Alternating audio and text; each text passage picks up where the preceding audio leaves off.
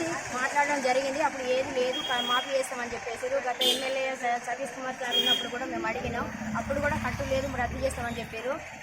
ఇప్పుడు ఈ పరిస్థితిని పొన్నం ప్రభాకర్ గారికి స్పందించి మన సిద్దిపేట కలెక్టర్ గారికి వినియోగించుకొని మిమ్మల్ని ఎట్టి పరిస్థితుల్లో మేము వాటరు వాడుకున్నారు, మీరు కట్టాలి, అది గవర్నమెంట్ అది మాఫీ చేసేది అనేది ఉండదు అని ఇక్కడ సిబ్బంది చెప్తున్నారు. సార్ దయచేసి మా మీద కొంచెం చర్య తీసుకొని, మేము కట్టలేని పరిస్థితుల్లో ఉన్నాము.